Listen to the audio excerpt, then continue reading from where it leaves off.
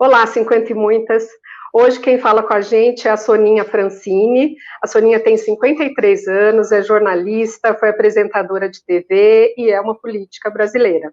Nasceu em Santana, na região norte de São Paulo, cursou cinema na USP, mas ficou conhecida também como a VJ da MTV, na década de 1990. Entrou para a política em 2004, quando disputou e se elegeu vereadora em São Paulo, primeiro pelo PT, e depois pelo PPS, o partido pelo qual agora ela concorre ao terceiro mandato.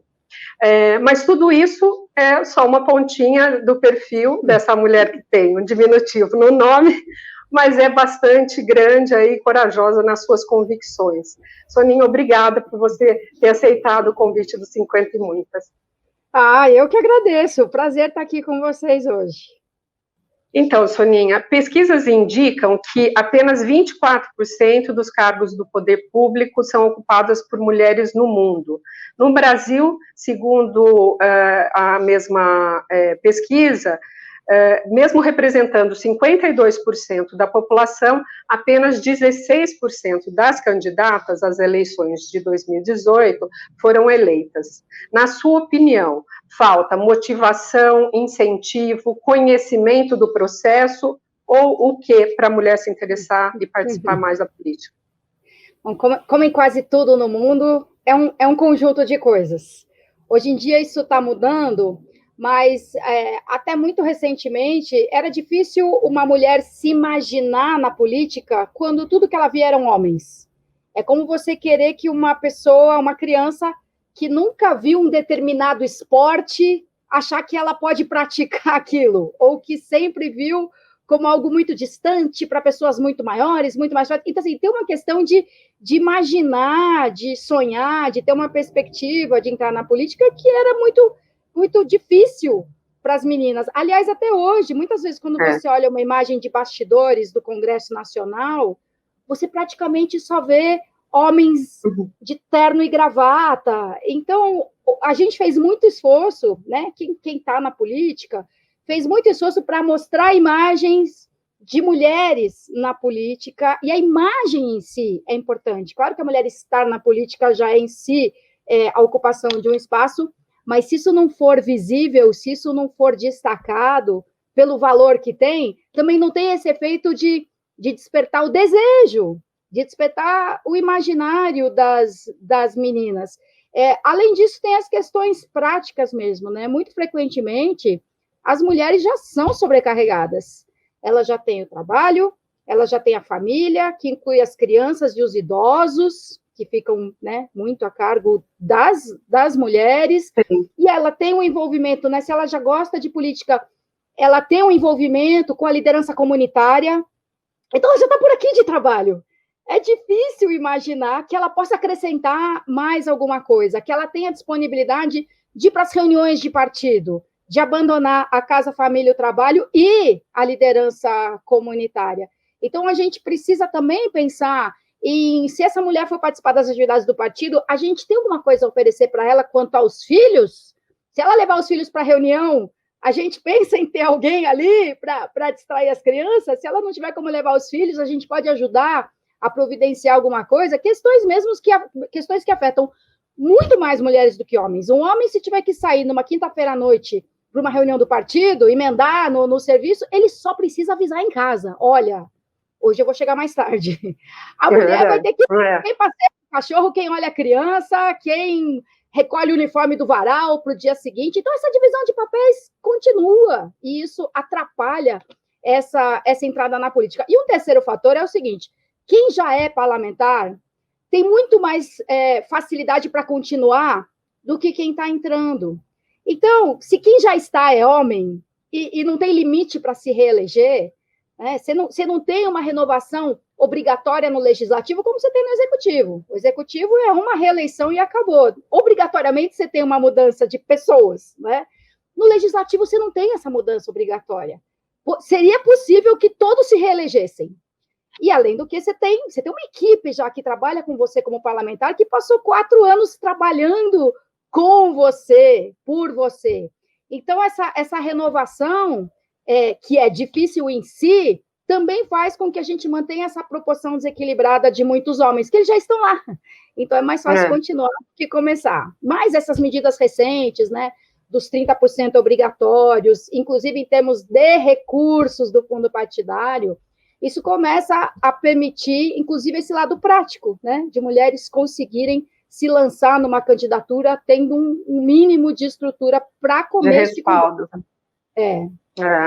E às vezes você estava falando dessa questão do homem na política e dessa renovação ad eterno assim no legislativo, que eu sou também um pouco meio contra, porque senão você faz disso uma profissão eterna, assim, né? Muitas vezes acontece de ser na família, né? O pai não se elege mais, mas aí elege o filho, elege o sobrinho, elege o neto, e assim você continua não só como homens, mas com as mesmas famílias na política, e isso nós temos vários décadas e décadas, né? E até por isso que quando você simplesmente dá o número da renovação, olha, mudou 30% da Câmara Federal, mas quem são esses que entraram?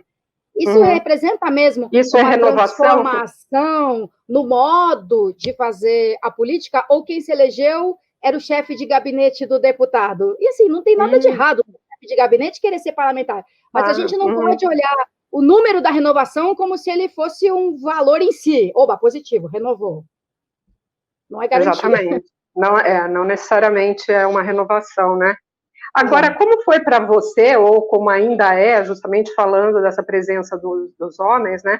Essa pesquisa mostra que 70% das entrevistadas ainda acham que os partidos são redutos machistas e racistas.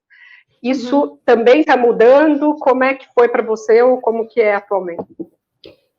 Vejo mudando em geral, inclusive partidos que a gente identifica com uma pauta conservadora, digamos, o PTB. O PTB não é um partido que você associa a temas progressistas, revolucionários, ousados. Ainda assim, no PTB, você tem militantes dedicados, organizados dentro do partido e dedicados a candidaturas de mulheres, dedicados a questões de diversidade sexual.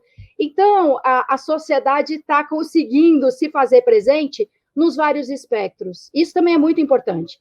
Não pode ser, os partidos progressistas, os partidos de esquerda acolhem mulheres.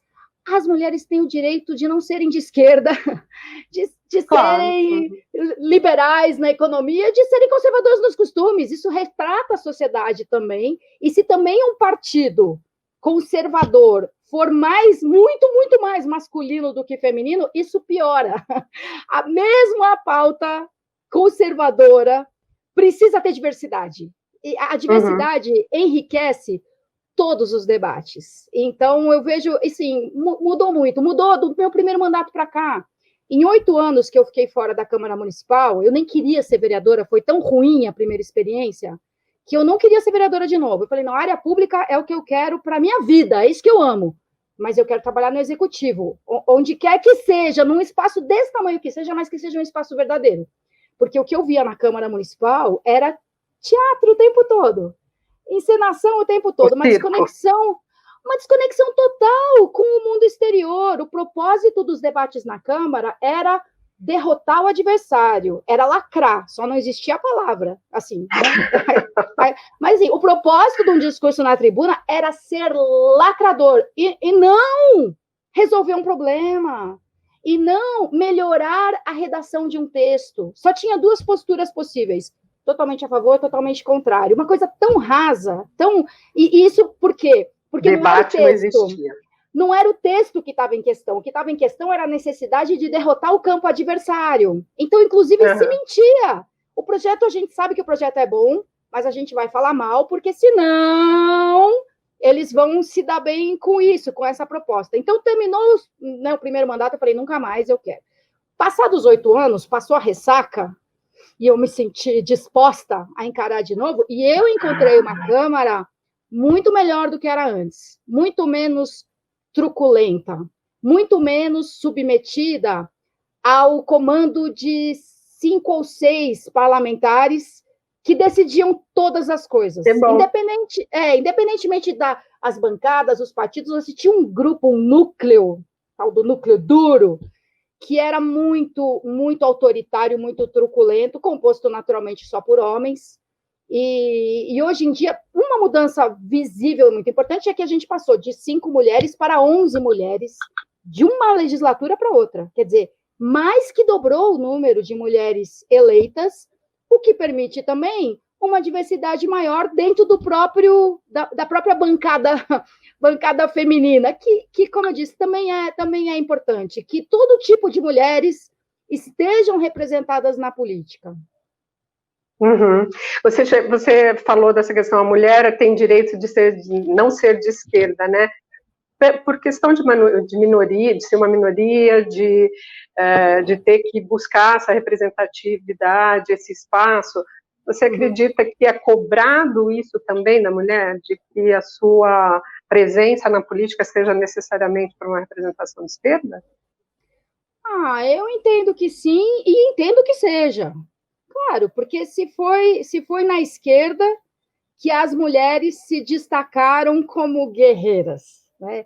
É muito mais comum esse papel do marido que elege a esposa, né?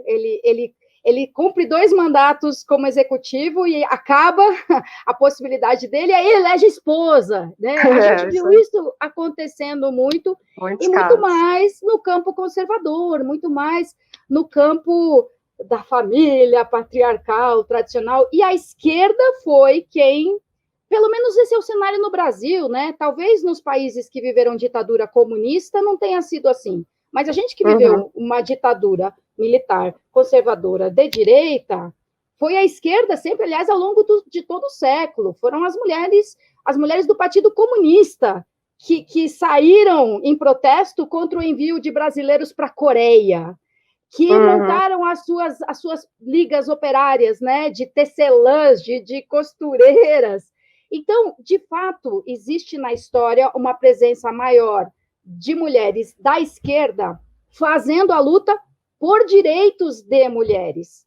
Mas isso não significa que a gente não deva lutar por todas. Esse é o ponto. Então, se só tiver mulheres de esquerda, elas não se esquecerem de outras mulheres, também tudo bem, mas é mais difícil você lutar por alguma coisa com a qual você mesma não está totalmente identificada.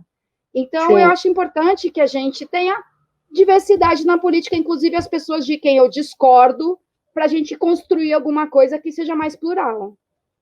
E é como você falou, né? É uma representatividade do que tem na sociedade, não pode ser diferente, senão você não abarca essa diversidade necessária, né? Agora, a pesquisa Mulher na Política, que foi realizada pelo movimento Elas na Política e o projeto Me Farei Ouvir, divulgado em fevereiro desse ano, mostrou que há uma certa preferência da mulher candidata pelo cargo legislativo, principalmente o municipal. 71,4% das mulheres citaram preferência por cargo de vereadora. Para você, né, que embora tenha concorrido à prefeitura e também à assembleia, como é que começou isso? Foi uma preferência? Já falou que o primeiro mandato foi muito legal, mas essa preferência por ficar no município se deve a quê?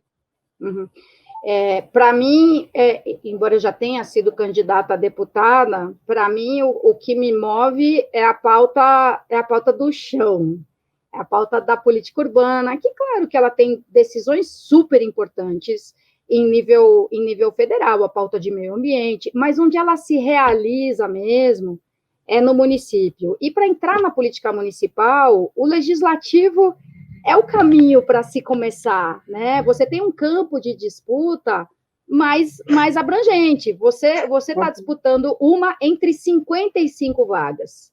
E você não consegue disputar um cargo majoritário sem que tenha uma construção anterior, inclusive para dentro do partido. Então, você começa a se construir no partido disputando um cargo legislativo. Então, essas duas coisas me moveram. Primeiro que era por onde entrar, por onde você entra na política, pelo legislativo, assim, na política institucional partidária. E segundo, essa coisa do chão da política urbana, é aqui que se executa a política de assistência social, é aqui que se executa a política de mobilidade e de moradia. Então, me agrada muito mais, entre os legislativos, a Câmara Municipal do que as outras casas. Uhum. Dizem que tem até aquela frase, né? A política, o município é onde a vida acontece, né? Onde a as gente não mora moram. No país, a gente não mora no estado, a gente mora na cidade. A gente anda na cidade, pega o transporte coletivo na cidade. Então, isso me interessa muito. Assim, se eu almejo um cargo no executivo, eu sonho com prefeitura. Eu não sonho nem com o governo do estado, nem com a presidência da república, nem com o ministério. Eu sonho com esse poder executivo municipal, que é muito poderoso na vida das pessoas, né? Super limitado pelas regras gerais da política, pelos recursos, inclusive. Os municípios são muito sacrificados no nosso modelo federativo, né? São muito dependentes de recursos de outras esferas. Mesmo São Paulo, que tem uma receita própria muito grande, muitos investimentos a gente depende do recurso federal, e quando ele não vem, os nossos planos aqui são seriamente prejudicados. Tipo, muitos empreendimentos, muitas iniciativas em habitação foram ficando pelo caminho porque o recurso federal, por várias razões, acabou não vindo. Não veio do PAC, mudou a regra do Minha Casa Minha Vida, mudou o governo e acabou o Ministério das Cidades. Mesmo assim, né, com essa limitação de recursos, em alguns casos de poderes, o prefeito pode ser muito decisivo na vida das pessoas, a curto e a longo prazo, né, com planejamento urbano. Então, é onde eu me sinto afetada como munícipe e é onde eu gostaria de afetar também. Na verdade, assim, o legislativo ele tem muitas limitações, principalmente o municipal, e às vezes deve dar uma certa frustração, né, de você não conseguir atuar mais diretamente. E soma-se a isso a questão da falta de informação, acho que de boa parte da população, dessa educação política mesmo, de como as coisas funcionam, é aquilo que você falou, não é o vereador que vai fazer diretamente, mas ele precisa saber que determinado investimento que viria do Ministério das Cidades, que não existe mais, deixou de vir. Então, assim, é toda uma lógica de uma construção política para fazer acontecer efetivamente. Construção política. Construção. Então, assim, é difícil, acho que essas duas coisas, né? Uma certa frustração de não atuar diretamente, e a outra por conta dessa desinformação mesmo, de como que as coisas funcionam, né? E das distorções, né? Quer dizer, você tem os fatos, né? O legislativo tem as suas limitações por ser, né, o lugar onde você constrói bases teóricas, vamos dizer, onde você cria condições, onde você procura impedir algumas coisas, mas não é você quem vai lá e realiza. Então, isso é inerente ao poder legislativo.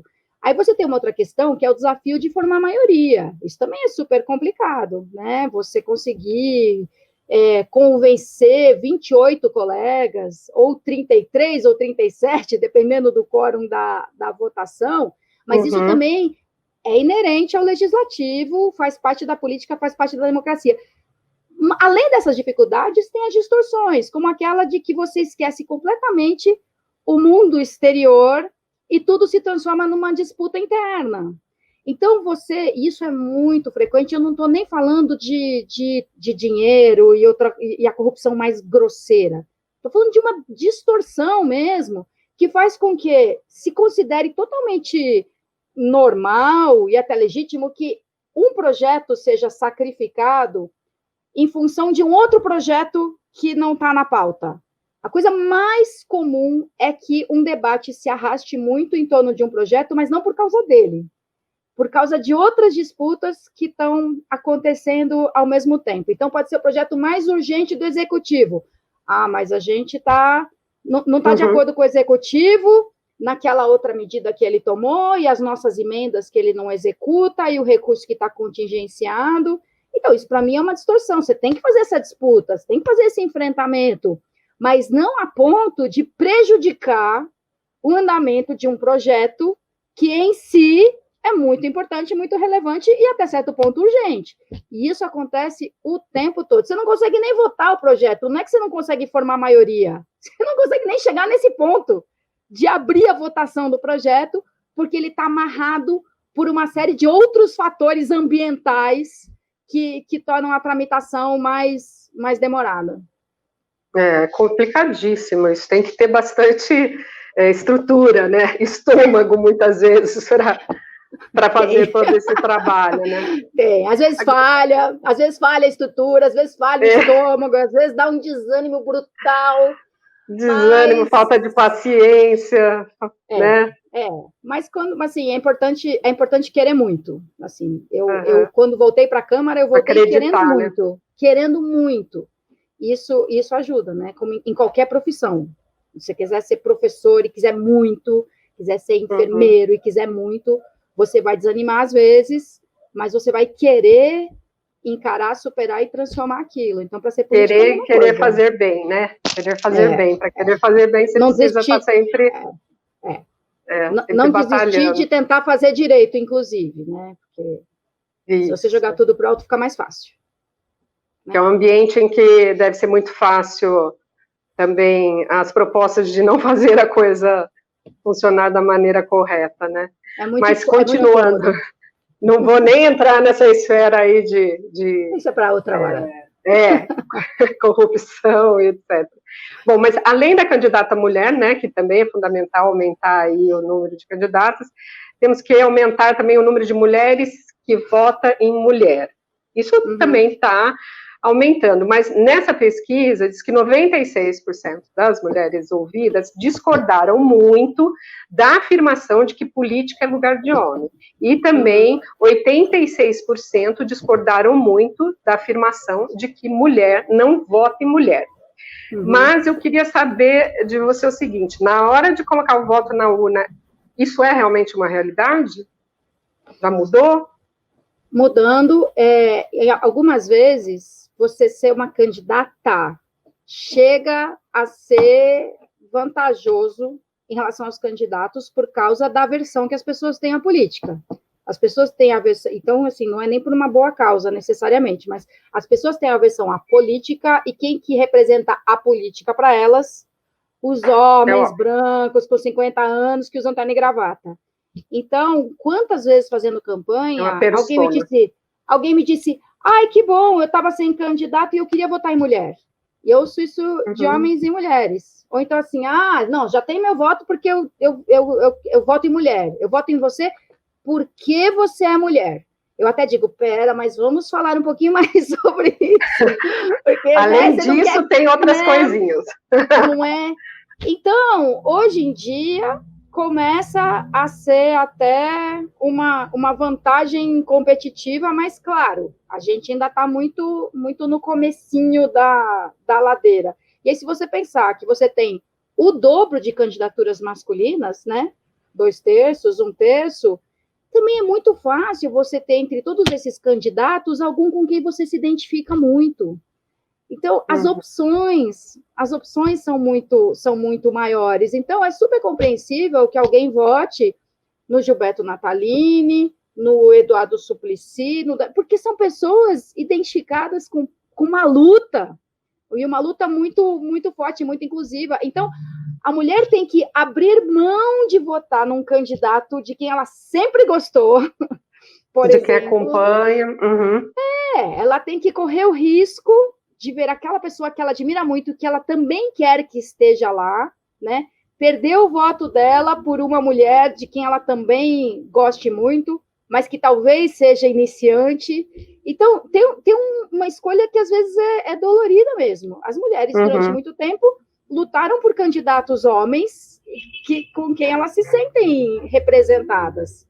Então, não é um voto conservador, um voto machista, pode até ser, mas também não é por isso que mulher vota em homem. Eu já votei muitas vezes em homens, porque eu me sentia super representada. Também. Sim, sim, sem dúvida. E também, mas para fazer essa escolha por uma candidata mulher, realmente, é como acontece na vida para tudo, né? Você vai ter que abrir mão de algo para escolher um novo, né? Uma aposta também. Também. Agora, mas como são poucas também, né?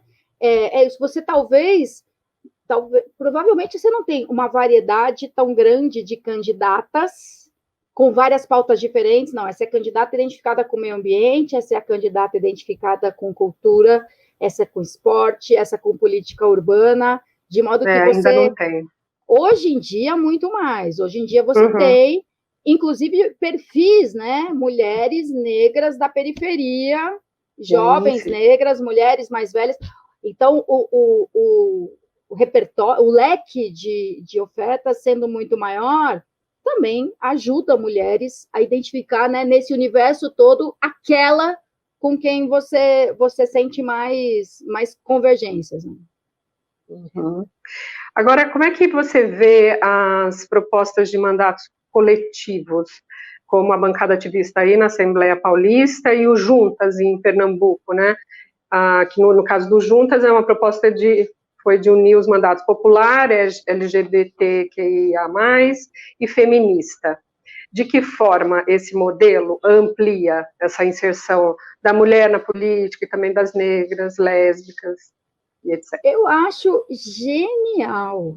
É uma ideia brilhante. Você tem acompanhado? Você tem acompanhado aí na Assembleia? Está dando certo a questão do mandato coletivo? Olha, tem os desafios até previsíveis, inclusive porque era um mandato coletivo composto, acho que por 9 ou 10 pessoas, e bastante. A escolha deles foi que cada pessoa tivesse identificação mais forte com um determinado tema. Então, essa pessoa é identificada com permacultura, né? Hortas comunitárias. Essa aqui é com a humanização no parto, né? Contra a violência obstétrica. Essa outra pessoa é mais ligada à questão indígena.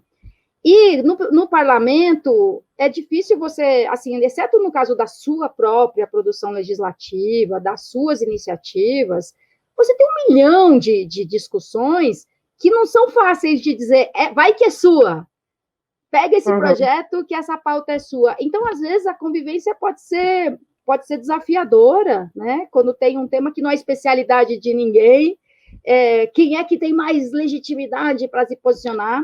Outra coisa que acontece muito, isso acontece na candidatura convencional. O seu partido tem uma opinião e você tem outra.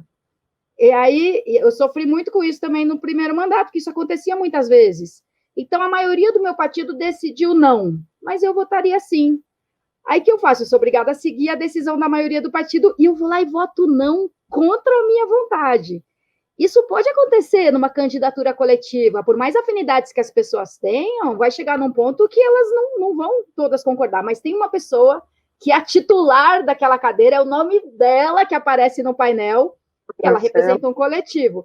Se o coletivo disser sim, e ela é super contra aquilo, mas ela tem que votar sim, porque a maioria do coletivo... Então, esses desafios são inevitáveis da vida em coletivo, mas o fato de você conseguir chegar lá e ocupar uma cadeira que representa um grupo de pessoas, um grupo diferenciado, um grupo que só conseguiu chegar lá porque todas elas pediram voto para o mesmo número, isso é sensacional, é desafiador, mas é genial, hackearam o sistema, eu acho incrível. A gente ia ter uma candidatura coletiva em São Paulo, acabou não se constituindo assim, as pessoas que propuseram acabaram não mantendo, mas no Rio de Janeiro, Cidadania tem um coletivo chamado Bancada do Livro. Pessoas que têm, elas dizem, foram atravessadas pelo livro na sua vida, mas de várias maneiras diferentes, mas tem essa paixão em comum, educação, cultura, livro. O nome da candidatura é Bancada do Livro.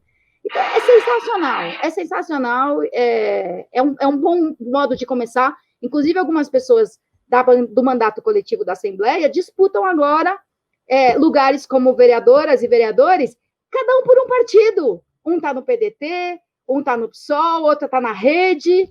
Então, você vê, começou um coletivo super variado. Tanto é que na hora de uma candidatura mesmo. super, mas muito interessante. Muito interessante. Até porque questão mais plural, como você estava falando, dos temas, que às vezes uma candidatura feminina não abarca sozinha, até porque está começando, você já resolve essa questão também com vários discutindo temas diferentes, né? É verdade. É bem, bem legal. Soninha, bom, resumir o seu currículo profissional não é muito fácil, né? Ele é bastante variado também. E tem essas questões não só profissional, como também pessoal, que você tem umas posturas muito autênticas e corajosas ao longo da sua vida pessoal também, né? Em 2000, houve uma polêmica quando você deu uma entrevista para a revista Época, falando do uso da maconha e defendendo a descriminalização. Depois você falou do aborto da terceira filha. Namorou um cara que estava em situação de rua, né? Na época que você foi fazer uma ação social pela Prefeitura de São Paulo, quando secretária. Como voluntária, na verdade. Não, eu conheci ele antes. Era do nosso projeto. Tá. Não, de qualquer maneira, numa ação social que você acabou conhecendo. Então, assim, por essas questões, e até por essas questões, né, que são bastante diversas e posturas em defesa de temas também que você defende muito na sua atuação na Câmara, como os direitos dos LGBTs, enfim. Houve um estranhamento muito grande quando você se aproximou de candidaturas bastante consideradas bem mais conservadoras do que a pauta que você vem tocando, né? Como foi na época do José Serra, do Alckmin e agora do Dória, né? Como é que é esse diálogo político na prática? Como é que dá para defender isso, mas se aproximar dessas pautas mais conservadoras também? São três aproximações muito diferentes, né?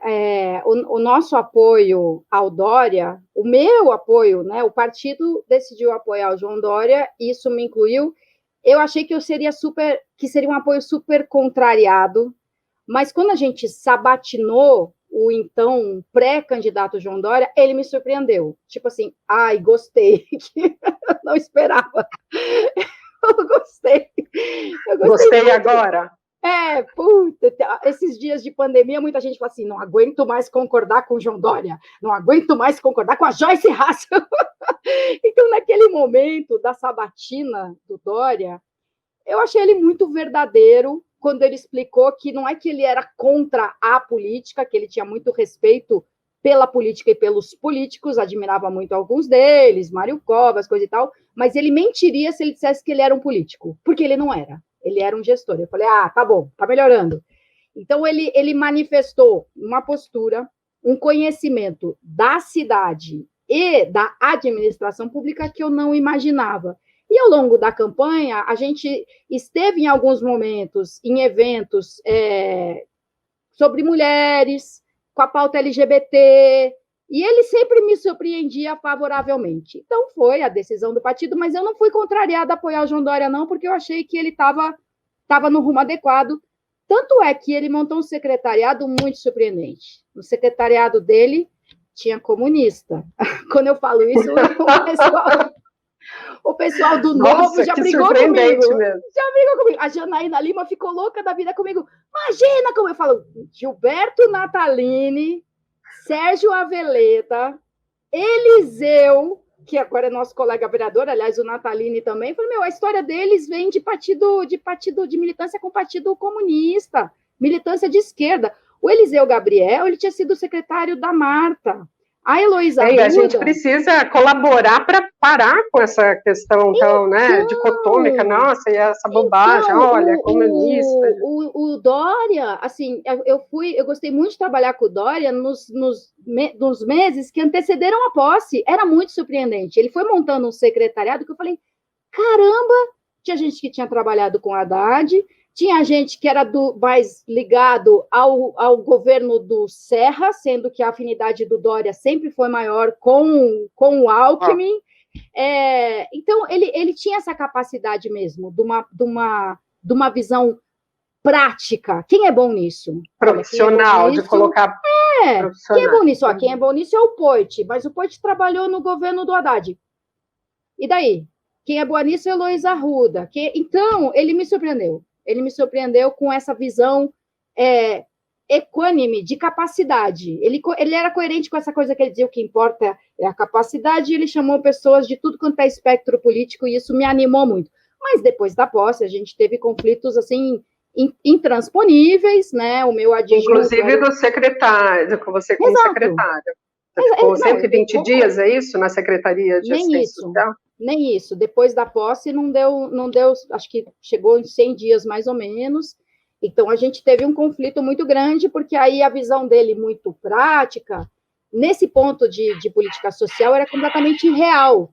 Assim, as pessoas em quem ele confiava, além de mim, no começo ele confiava em mim, mas depois ele já não confiava mais. O que eu dizia para ele: prefeito, isso não dá, isso não funciona, isso não é tão simples, isso não é tão rápido, isso era totalmente superado pelo discurso do meu adjunto na época, que era o Felipe Sabará, que foi quem assumiu o meu lugar, né? Que ele era era uma indicação do prefeito. Então, a história com o Dória... Mas nesse caso você está falando especificamente você está falando da ação na Cracolândia, tipo, não é rápido, não é dessa forma, não. Mas sim, Cracolândia também, mas não só Cracolândia, todas as questões ligadas à população de rua em geral, né? O Felipe Sabará, ele tinha uma visão de uma rota infalível e curta, que era assim: a pessoa sai da rua, vai para um centro de acolhida de boa qualidade, começa a trabalhar e sair da rua, e acabou. Assim, uma trajetória retilínea. E eu dizia: não é assim, não basta arrumar um emprego para a pessoa em situação de rua, a questão é muito mais intrincada do que isso. Então, com 100 dias eu saí e o Felipe Sabará ficou no meu lugar. Então, essa história minha de aproximação com o Dória é muito recente e muito concentrada nessa questão da administração pública municipal, né? Aliás, quando ele saiu para o governador, o PPS, que agora é o Cidadania, apoiou Márcio França. Então, foi uma coisa de momento. Respeito muito algumas posturas do Dória, discordo provavelmente até mais, né? Mas ele me surpreendeu. Com a montagem do secretariado, principalmente, me surpreendeu muito. Mas você vê, aos poucos, o secretariado, ainda com o Dória como prefeito, foi sofrendo várias modificações. Com o Alckmin é outro tipo de surpresa, porque eu sempre identifiquei muito o Alckmin, lógico, com a pauta conservadora, e eu acho que ele se preocupa mais com a base conservadora dele, o que não o impediu de tomar medidas muito surpreendentes, como sancionar em 2001 uma lei de um deputado do PT que estabelecia, em 2001, no estado de São Paulo, a pena administrativa para pessoas físicas ou jurídicas que praticassem atos de orientação sexual. A gente ainda está discutindo isso até hoje. Até hoje, Salvador acabou de aprovar a lei que permite que a prefeitura aplique penas administrativas em estabelecimentos onde uma pessoa for discriminada por orientação sexual ou por identidade de gênero. O Estado de São Paulo tem uma lei de 2001. Então, eu tive isso só mostra como é lenta, né? A mudança é lenta mesmo, né? Mas você vê, naquela época, o governador Alckmin sancionou essa lei. Então, é uma visão. E em relação ao Serra, a mesma coisa, né? Ele procurou manter a postura, a disputa pelo eleitorado conservador em 2010 com a Dilma. Aliás, em 2010, ninguém queria dizer que era a favor de legalização do aborto. O aborto ocupou um espaço naquela pauta, assim, desmesurada, né?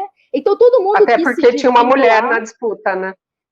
E porque já naquela época, o eleitorado conservador das igrejas evangélicas pentecostais era muito decisivo. Todo mundo buscava esse apoio numérico super significativo. Agora, até o Serra, na época, foi acusado de hipocrisia, assim, agora ele é contra o aborto. Porque quando ele foi ministro da Saúde, foi ele quem baixou a norma técnica falando dos procedimentos do aborto legal.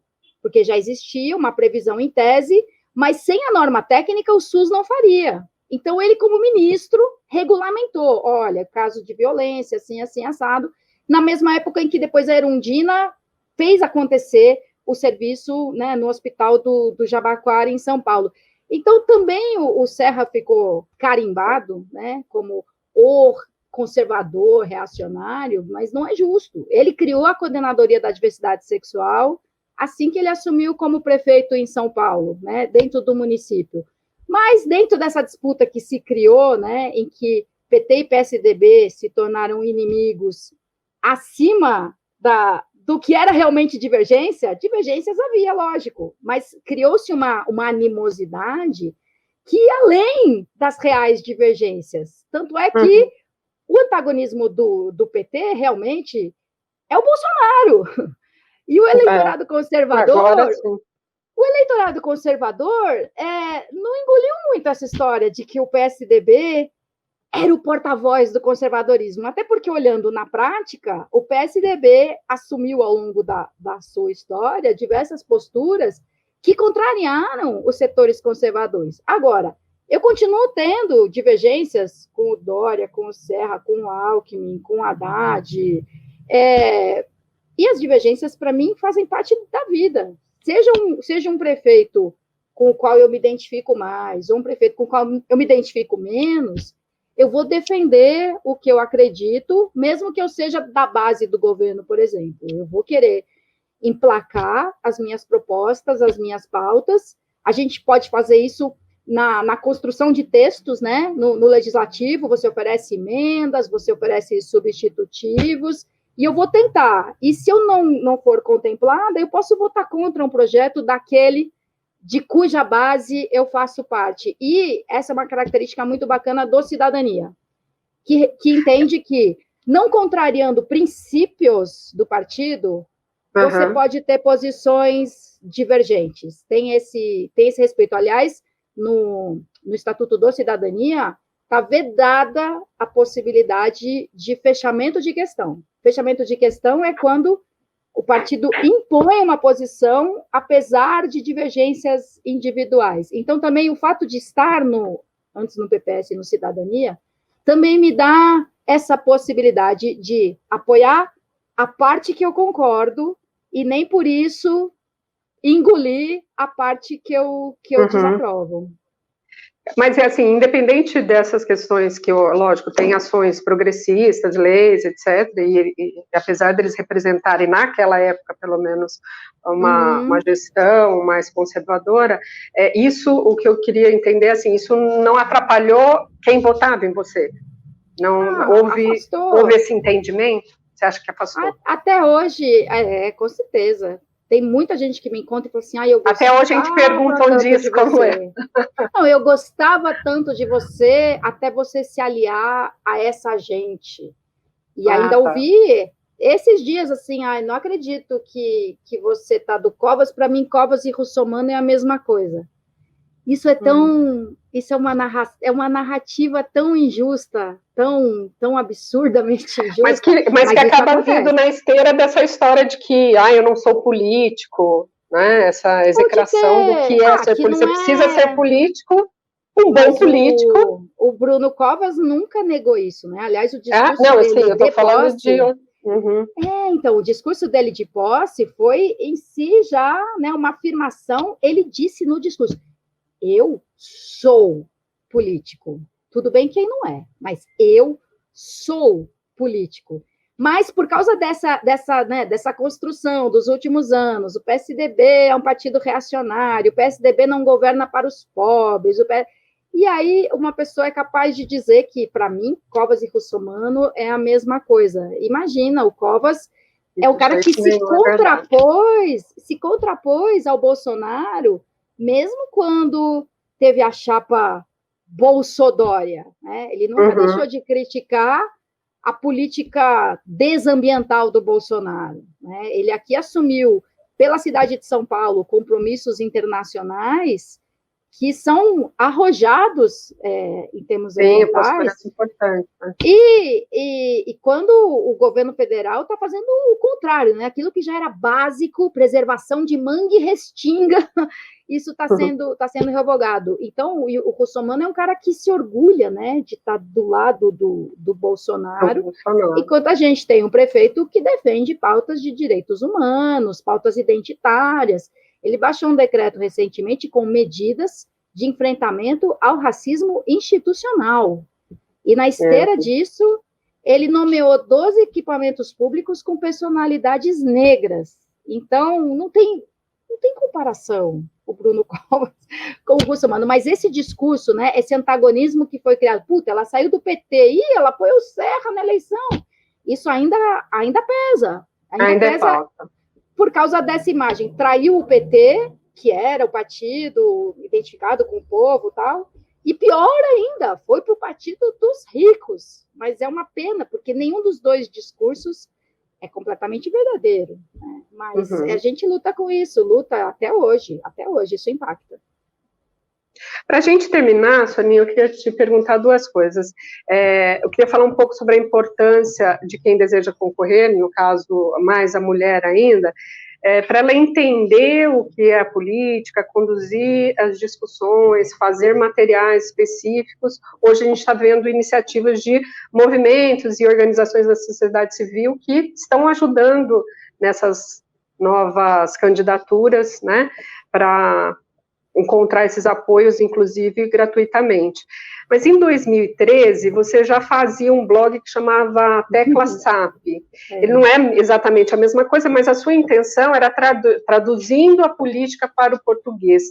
Você ainda mantém esse projeto e eu queria entender se você acha que esse tipo de iniciativa precisa ser fortalecida ainda, porque, como você mesma disse, tem muita desinformação, né, do que é o papel. Eu tenho certeza que isso é obrigação do Estado e dos partidos políticos. Aliás, tem uma previsão legal de que cada partido tem a sua fundação, que ela não é criada com fins eleitorais, mas com fins de formação política. Cada partido tem direito a um recurso público correspondente ao tamanho da sua bancada para isso.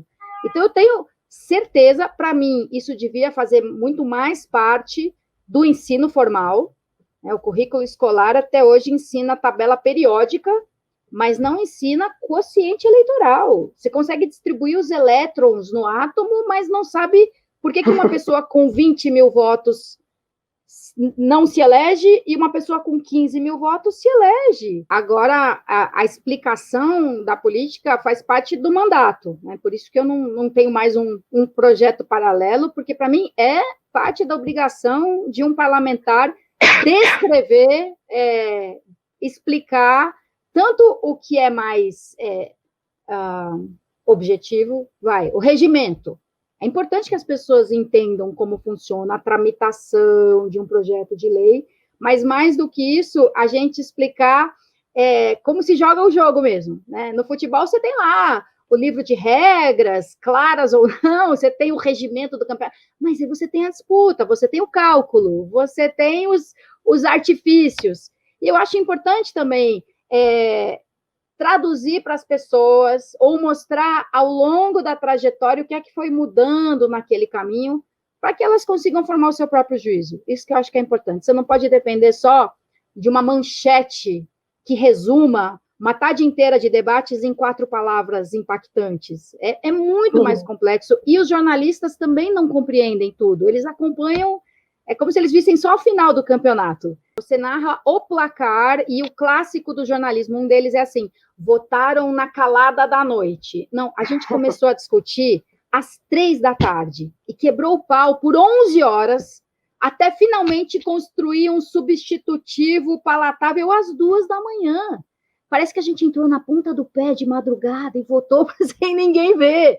Então, você olha lá, que horas foi a votação?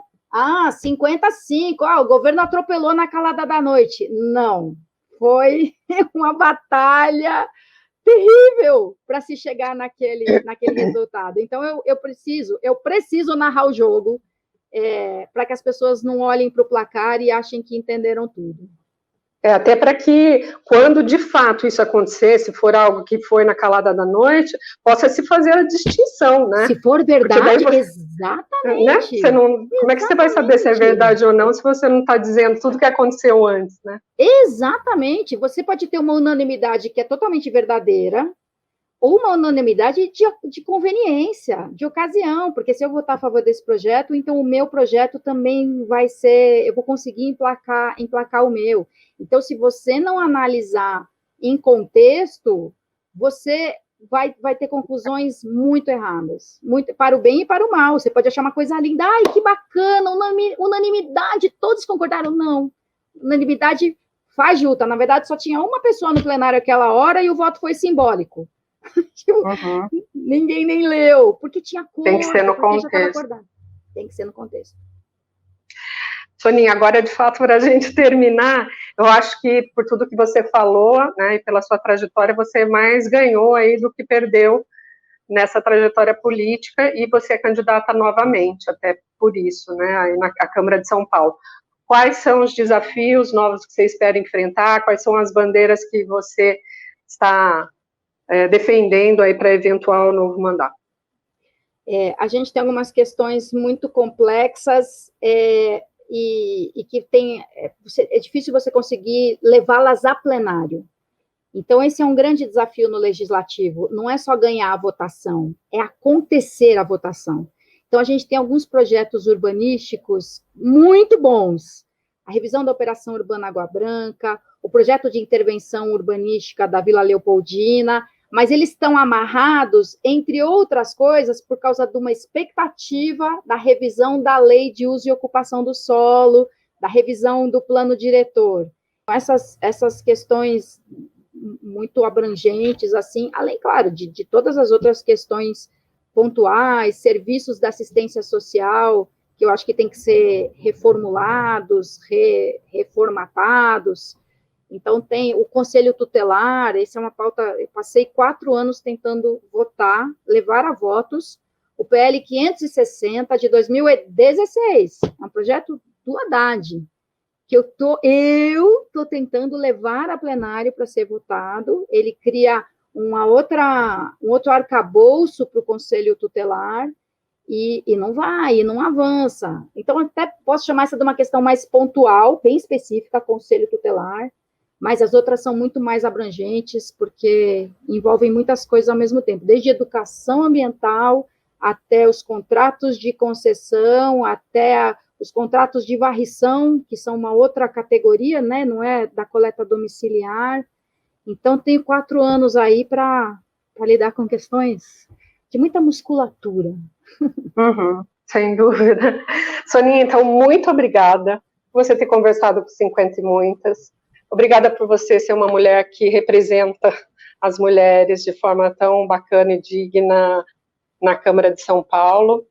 E desejo sorte aí na sua caminhada, tá bom? Obrigada a vocês por fazerem esse trabalho que é política, é educação política, é crítica política, super importante. Que muitas meninas vejam. Legal. Obrigada, Soninha. Um abraço, viu? Abraço. Tchau.